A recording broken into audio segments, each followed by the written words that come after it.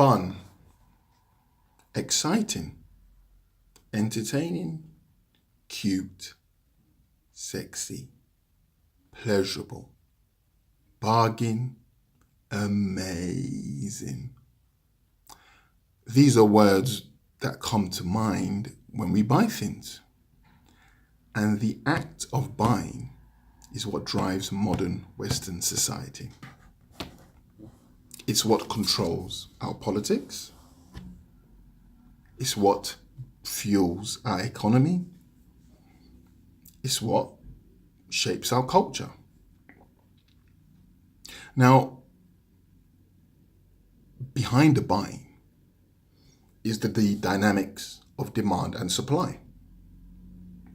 Demand and supply determine the environment of the marketplace. But what drives this marketplace? What is the actual fundamental factor that drives the marketplace? Any ideas? It's hedonism. Yes, hedonism. The pursuit for pleasure. Now, hedonism theory argues that the pursuit of pleasure and intrinsic goods are the primary goals of human life. So the marketplace has been molded to monetize our pleasures through subliminal messaging. Hence the term I coined, hedonistic capitalism. Now, hedonistic capitalism, it's still within the same family tree as consumerism. And for those who don't know, the term consumerism was first used in 1955 by John Bogas, the second or the deputy head of Ford Motor Company. And he used it as a friendly term to address his potential buyers. And consuming basically is defined as the acquisition of goods and services in ever increasing volumes in order to fuel the economy. So this continuous act of buying engagement. Now, initially, when consumerism became an economic model, it was fueled by needs and desired extras. I'll say that again. It was fueled by needs and desired extras. Whereas hedonistic capitalism, this new sub-branch, is fueled by desires and desirable features. Let me give you an example of what I'm saying. So the initial consumeristic model, fueled by needs and desired extras. So you go to Ford Motor Company in the 1950s, inquire about a car because you needed it to go to work, and you buy it. Now, along with that purchase, you might get the option, the desired option of having a certain color. You might have the seats in a certain type of styling. Now, the sell wasn't necessarily the extras, the color or the styling seats. The sell was the actual car itself. But the desired features made the sell, made you more enticed, made you more likely to buy the want, which was the car itself you needed. Now, under hedonistic capitalism, it's fueled by desires and desirable features. So, for example, if I have a winter jacket, a summer jacket, and a rain jacket, but I want another winter jacket, I don't need it. I just desire it. But I desire it because it's got special features which my other rain jacket doesn't have. I have my other winter jacket. The winter jacket I have is long. This winter jacket I have is short. So again, I'm sold a desire and I'm sold desirable features. So this form of capitalism, it taps into our inner pleasures. It taps into our inner desires. So the result of this, it's this increasingly commodification of our society, where the economy is incentivized to produce goods and services of wants, not needs. E.g., education and hospitals are increasingly underfunded, but the saturation of shopping malls continues.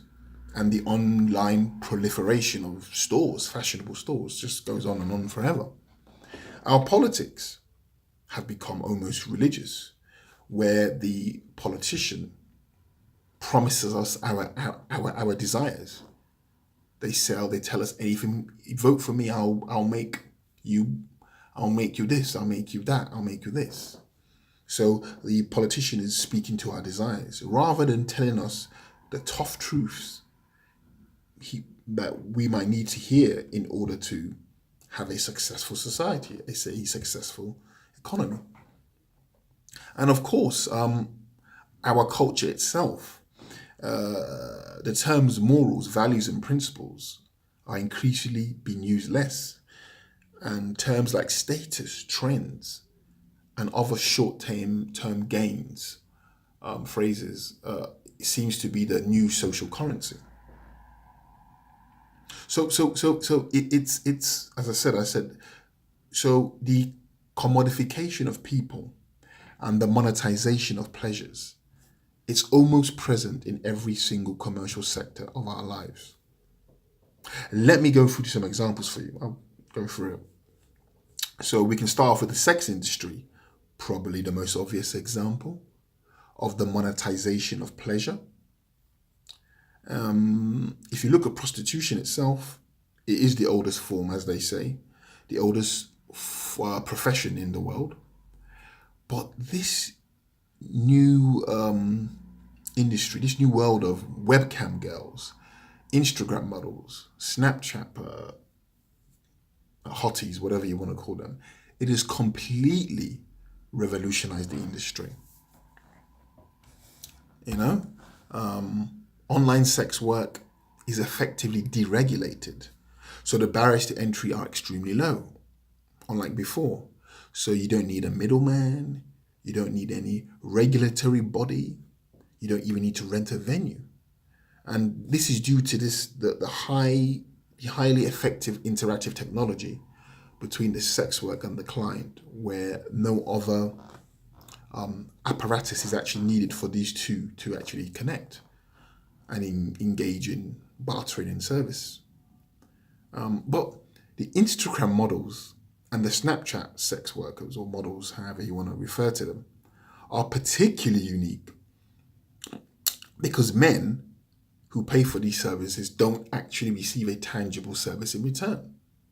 You see, the women sell the desire to have sex with her, the fantasy of having sex with her, but not actually delivering the sex to the men themselves or even any other sexual acts. You know, some see this as exploitation, but again, it's tapping into the inner desires, the inner pleasures of the man. There's even a new, check this out, there's even a new online industry called financial domination, in which these dominatrix, known as findoms, essentially extract money from willing subjects, almost always men, in return for verbal humiliation. Again, a very dark, some will say, maybe a very dark pleasure of, to people. But if you can find a way to extract it and monetize it, people are going for it. Now let's look at probably the most lucrative form of pleasure, sports industry, huge world, billion-dollar industry. But what's interesting about this industry today, the fans of these various sport teams are now known as customers among the corporate circles which actually manage and control these sports franchises, organizations, broadcasting. So whereas, meaning that the fan is no longer identified as somebody who supports a vocation, rather they are identified of a buyer of a desired product. Again, you see that capitalization of a pleasure and the monetization of it. And you can see this in ever updating of merchandising. Somebody brings out a shirt every year. Somebody brings out a shirt every year. Somebody brings out shorts, a jersey. The fan is constantly buying the new gear out by his team. The growing TV subscriptions, So if a fan wants to keep up to date with everything his team or club does, he has to buy the subscription. And of course, you have the inflationary ticket prices. Well, everybody knows how ridiculous some of these prices are. And many of them always tend to go onto these third-party websites, and the value is boosted up by 500%. Now, you also have these sports debates. Now, these again, this is a new form of monetization within the sports industry, whereby you have these pre and post discussions of a team's performance. And in fact, these guys are so effective, these new analysts, as they call them, they almost make as much money in some cases as some of the team players themselves. Again, this keeps the fan glued to his smart devices, always listening, always engaging. So instead of him to watch the game, enjoy the game, watch the game, go off and do something productive, he's again for hours and hours glued to this sports world, this sports industry. Again, tapping into the pleasures. I'll take a look at one more industry, the gambling industry, probably the most controversial. In fact, certainly the most controversial. Again, the US, I'm going to say a stat. The US industry alone is worth $240 billion. Yeah, that's $240 billion, the US gambling industry. And that was, the last data I could find was in 2014. So God knows how much it will be worth now. But gambling is particularly harmful because it entices you with the promise, or so it ties you with the possibility of generating profit. It then keeps you within that cycle with the possibility of bettering that profit. It's a very, very clever addiction. Very powerful, but clever. The effects of this, of gambling, obviously, as we know, it has been catastrophic for society. Failed marriages, poor households, childhoods ruined. But all this hasn't stopped the industry. Bet365, a UK betting firm, has the highest paid British CEO on a mouth-watering £265 million a year. I suppose lucky for some if you can get it. Now, one thing that is interesting in the UK, which I'm based, is that a majority of betting shops are situated in poor neighbourhoods. And it seems as if it's a deliberate strategy to prey on poor people's vulnerability and obviously wishful thinking, because they can't find, many of them, a tangible solution out of their plight. Now, what does this mean and where are we heading? Well, we can't be sure, but we can make some observations. First, human relationships are changing from long-term value exchanges to short-term exchanges. So instead of you saying, I will be a friend, or I will be a friend because we share similar values, principles, and life philosophies, you would say, I will be an acquaintance because you have a good or service I want.